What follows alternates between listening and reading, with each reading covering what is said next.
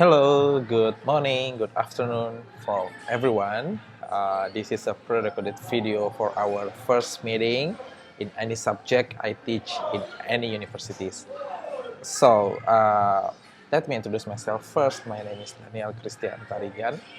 Uh, I will be your lecturer for this subject for this whole semester, for the next one semester. And then, as you know, all of our curriculum in this semester will be delivered in online. So, uh, I'm trying my best to getting used to this online learning as well as doing activities online for you guys. So bear with me for this whole semester because we're gonna work together to deliver the curriculum for you. And well, let's see what we got for the next semester, right?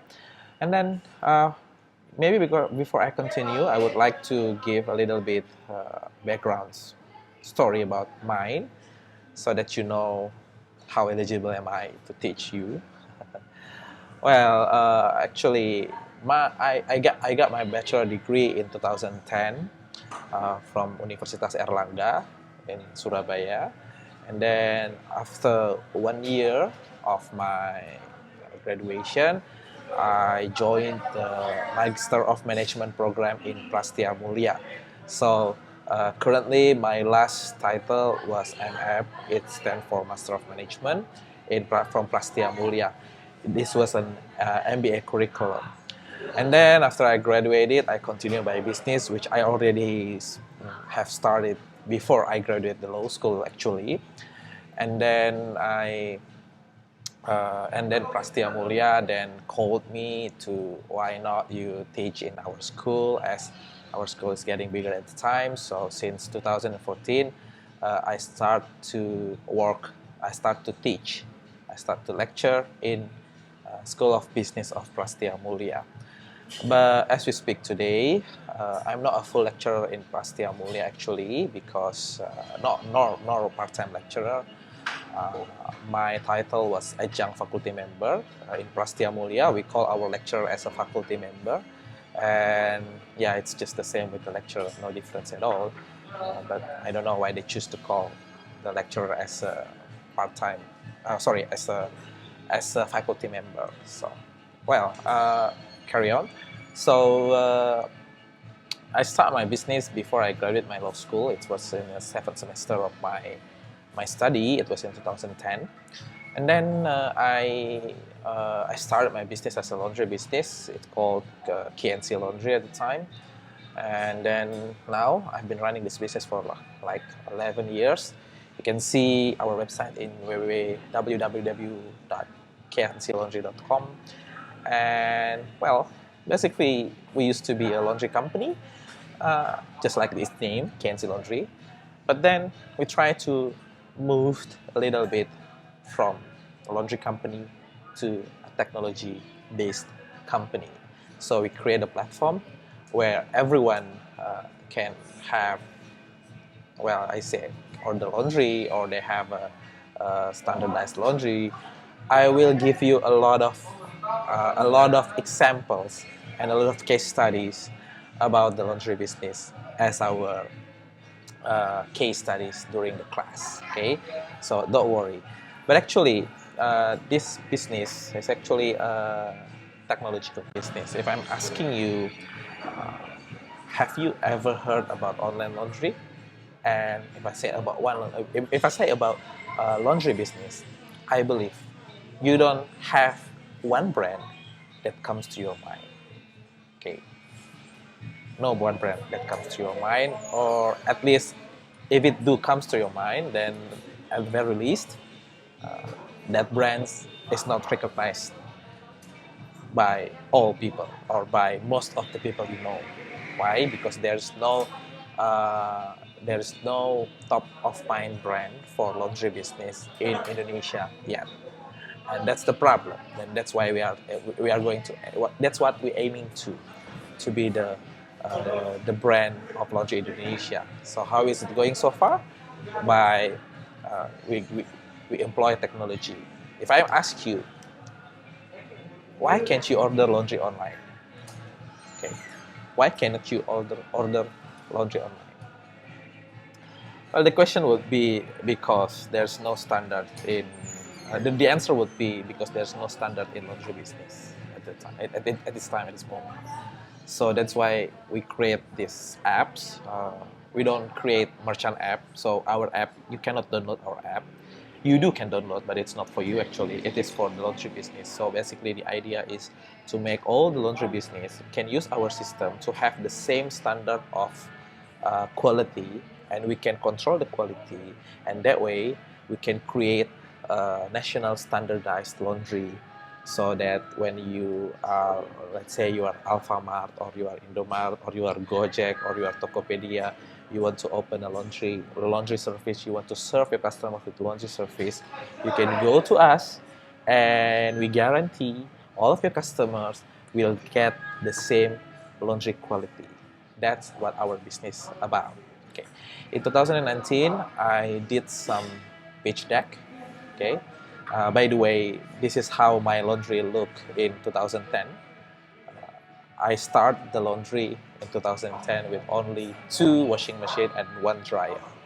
And today, as we speak, we no longer talk about how many machines we have, but we do have like 20 stores in Makassar. Basically, we are home based in Makassar because I was raised and born here. I was born and raised here, and then my parents still live here. So we are the biggest laundry chain in Makassar right now.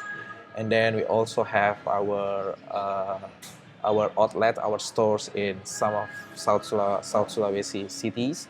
We also have in Jakarta and Tangerang. We had one in Surabaya, not in Surabaya precisely, but in Mojokerto. It's next to Surabaya, but it has been closed now.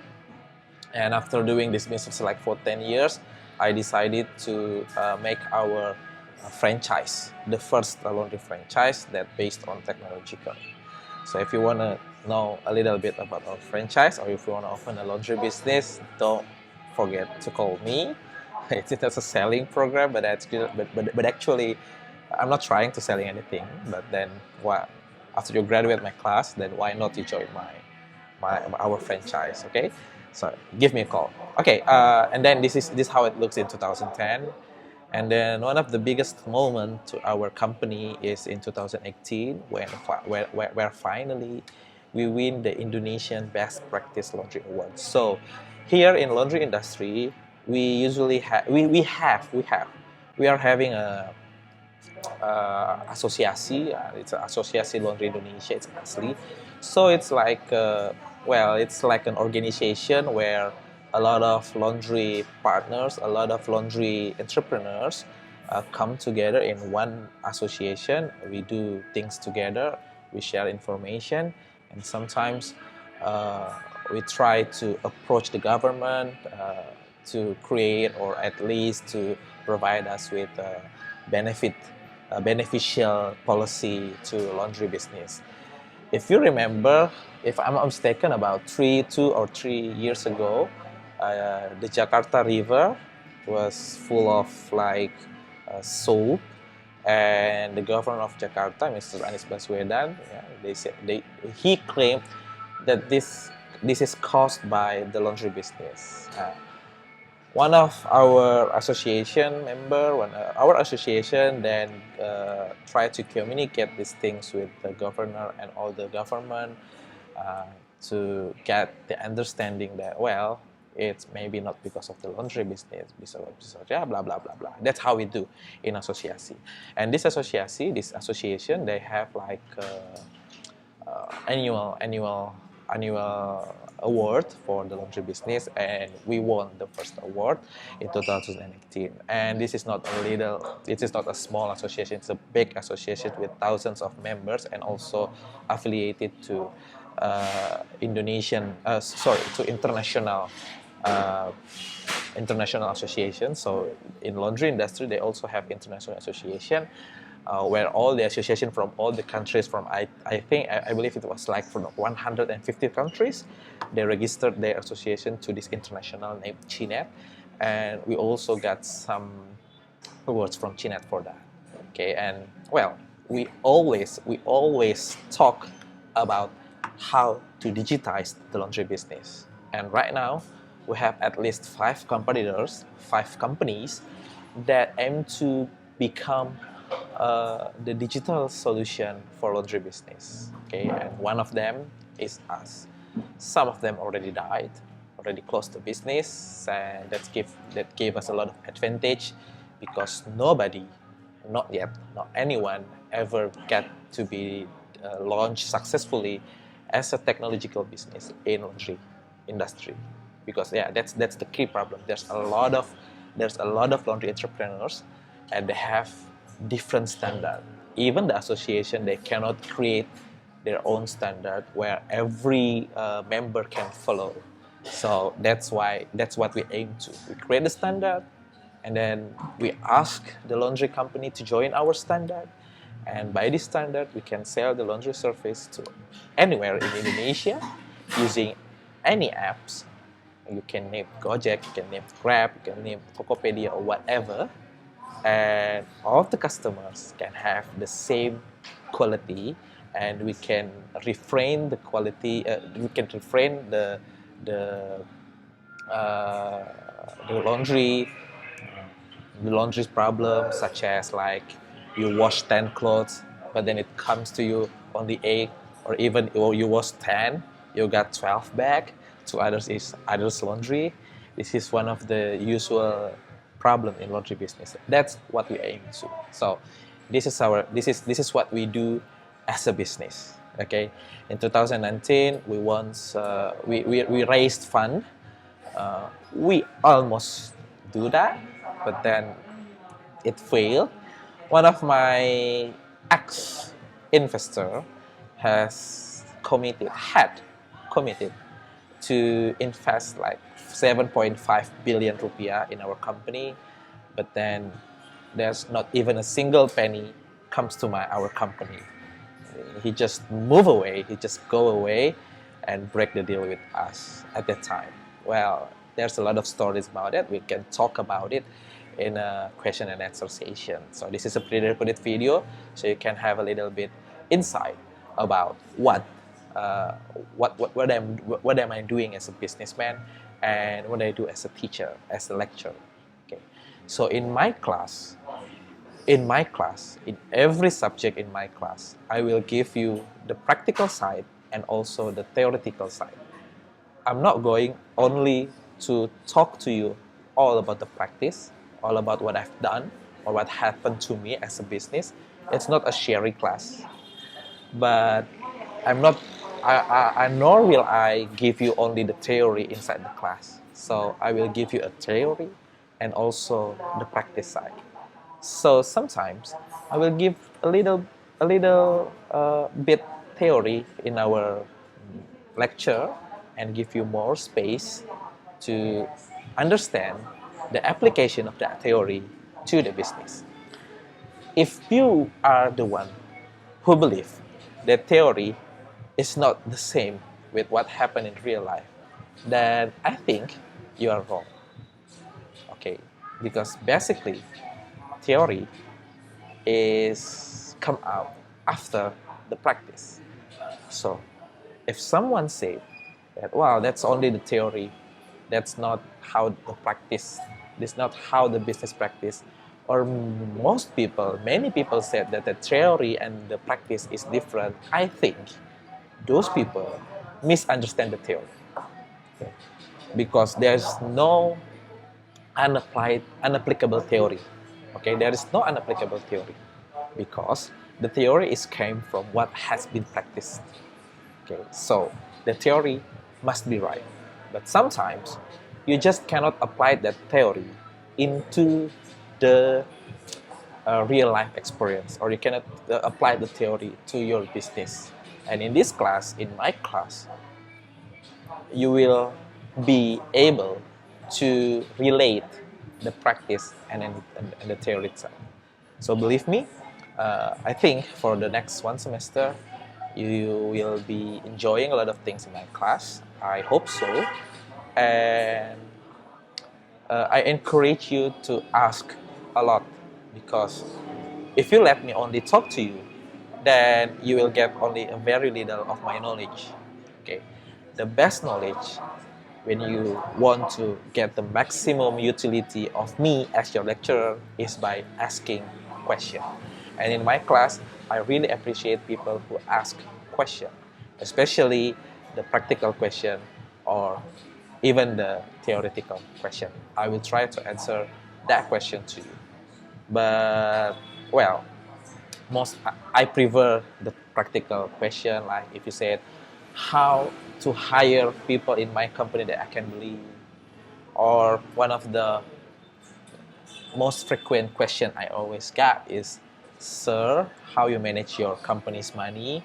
uh, do you still access your bank account by yourself, your company's bank account by yourself? Do you still uh, pay your bill by yourself, or you give that to somebody else? And I said I give that to somebody else. And the next question will be like, uh, don't you afraid of fraud, or they steal your money or something? Well, I have the answer. I have the answer for that, and I will ask your question. I will answer your question, any question related to the business, related to the subject. Okay, this video is for every subject I teach this semester, and that's what you need to know about my business and what I'm doing to you. Okay, so the practical side and also the theoretical side. And then there are some rules that you got to be understand before we start the class. Okay. Number one, I pretty much don't care about the presency or the absence. Okay. Uh, you may come. This is an online class, so you can just join and leave your laptop there. It's okay. Well, it's not okay, but actually, but at least I don't I don't really care actually, as well as the class is still running well. And so the first thing I would like to understand is about plagiarism. All right. So I put a big issue in plagiarism issue. Okay. I don't know what subject are you in my class, but whatever subject is that, do not ever copy a source without cite it in your project. Okay, do not claim others' work as yours. Okay, do not copy paste the answer from your other students or from your senior and then copy it as if it is yours. Okay, once I got this, then there will be no tolerance, and you get instant zero in my class. And you don't even have to come to the next meeting because you got zero. I will not pass you. I promise you, I will not pass you if you do the plagiarism even once. When I got to be so hard with these rules about the plagiarism, because I think, I believe in my 11 years of experience in business, I always see that it's hard to find uh, honest people and smart. Okay, honest and smart. This is two combination that really hard to get in the job market. Okay, honest and smart. Okay. Especially when you're running small business like me. Usually, people who is honest is not really smart, or usually if people is smart, then it's not really honest. They don't they are not honest too. Okay, so that's the thing.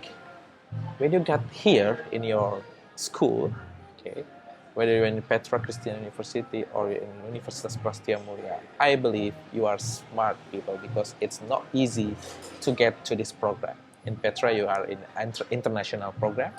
In Prastia Mulia, well, I know the test before you enter this school. So basically, all of you are smart. Okay, all of you are smart people. So this is my responsibility to assess and to exceed to extend your ability in being honest with yourself. And one of that is by doing your homework and by doing your task in trust, in trusted way, in an honest way, without ever doing plagiarism. I will never tolerate any plagiarism. So please keep it in your mind. All right. And the second thing that you have to understand in our online class is you have to have the camera on always. Okay, so your camera should be on always, all the time during the class. Except if you want to go to the toilet, you can just leave a comment there and say that I'm going to the toilet, and you can just shut your camera. First of all, we have like 15, 14 to 16 meetings in one semester, all right? Sorry, we will have 14 to 16 sessions in one semester, and not all that sessions we have in online meeting like this. Okay, I think like only half or 2/3 of the session, so it's like 7 or 8 meetings, online meeting like this. Some of them I will give you a task, some of them I will give you pre-recorded video like this so that you can learn by yourself. And then will have a question and answer session, maybe in the scheduled time, or even in other time. Maybe you can text me, or maybe I will give some slot of time where you can consult to me about your homework. So it's not always meeting online like this. So basically what I need you to do is, if you want to come to my class, you come to my class and please listen to what I'm saying in my class, okay? Because it's for you, it's for your sickness anyway. So this is the number 2, yeah? The camera has to be always on. And I need you to use your laptop when you access our class. Why is that? Because sometimes I will give slide share, which is too small if you open it in a phone like this. And so that I will need you to open your laptop so that you can give yourself space, yeah, proper space to learn. So make it as if you are in an actual class. So you sit on the chair in front of the desk and open your laptop in front of you so you can join the class properly. Okay, I will not let you into my class when you like driving or outside, or you are in the mall and join my class while like this. All right, I will not let you in my class if you're doing that. If you want to be in my class, please make sure that you are sitting in front of the desk and in front of your laptop. Open your webcam and join the class properly, as if you are in the class, actual class. That way, we can deliver you with the as real as possible. Okay, like you are in a real class, in offline class. Okay. This is what you really need to understand: the always on and no plagiarism rules. And the other thing is, I need you to dress properly. Dress properly means like, well, you can see my dress now. I'm just using t-shirt, and it's okay. Okay, and it's okay. You don't have to wear formal wear in my class. You can just use your t-shirt like this. You don't even have to wear the pants, because we never know, because we see you only in the camera. Just be sure that you are not facing the mirror, so when you stand, you can see you're not wearing pants. And by the way, I once see that in one of my friends, when we have an online meeting like this, they have a mirror behind the camera. So when he stood, the mirror shows that he wasn't wearing pants, and it was so embarrassing for him. So make sure to have a proper place. I will be suggesting you to have your desk in a things facing to a wall, and in my case, I'm facing to Starbucks. And most of the, I don't know, next meeting we will have in Starbucks or in my house or whatever, in my office. Well, I'm using special microphone here that you can hear my voice clearly. If you got a disturbance from my voice or from my background, just let me know, and I will change the microphone settings or whatever, so that you can understand my voice clear. You are the best stakeholders, okay? You are the first stakeholders in this university, so your convenience in listening to my lecture is one of the most priority for me. So anything you see as a thing that improper, or you don't really enjoy the things like the noise, you can just let me know and I will give you the solution, okay? And then the next thing is come on time. Well, it's actually very easy to come on time, but then in my case, because I need you to open the laptop, well, maybe it's not really that really easy because you have to be prepared before my class, but then we come on time. So whenever there are less than 60% of the class member inside my Zoom or inside my Google Meet, then we will have a quiz, okay? And that quiz will be applicable only for people who attend my class online, all right? So, for example, in one of my class, you are 30 students, so 60% of 30 students is 18 students. So if in my Zoom, in my Google Meet, you are less than 18 students, then we will have a quiz, okay? And that quiz is a very easy quiz. You just need to answer, and then I will give you extra mark for your participation mark. Why am I doing this? Because I see that some lecture they complain to the class because the number of the students is very few. Then I think you are complaining to the attending students, okay?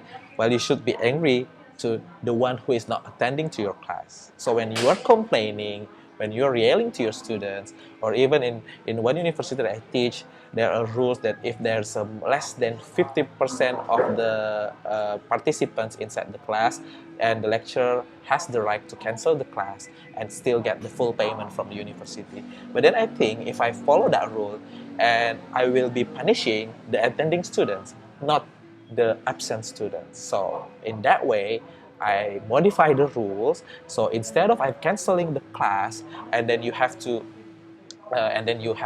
leave the class disappointedly because you actually has already come to the class, and then the class is cancelled and you get punished, and the one is benefited for that case is the one who is not coming.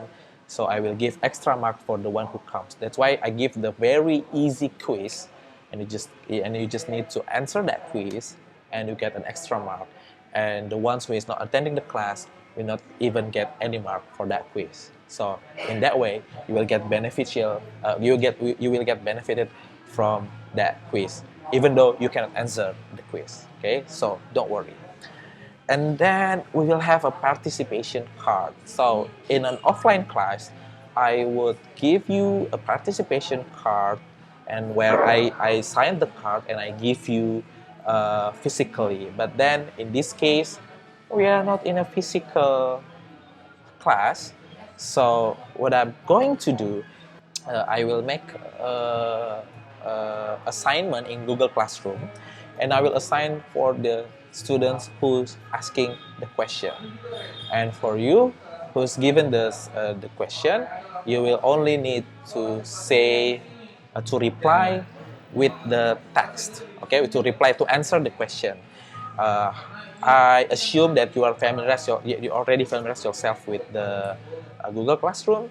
So whenever I give you assignment in Google Classroom, you just only need to submit the question with yes, okay, if it's a participation card. So I will give you a participation card and you will reply with yes. You just submit so that I can download the grade, and I will give you participation point. So what is participation point in this case? So basically, almost in any classes that I lead, that I teach, I give like about 20% of the final mark is from participation. So it ranges between 10% to 20%. All right. So anyone in the class who got the highest number of score, which means the most frequent student to ask or to answer my question, Okay, so I will sometimes in the class I will give question and will answer, and when you answer I will mark your name. I will give you assignment.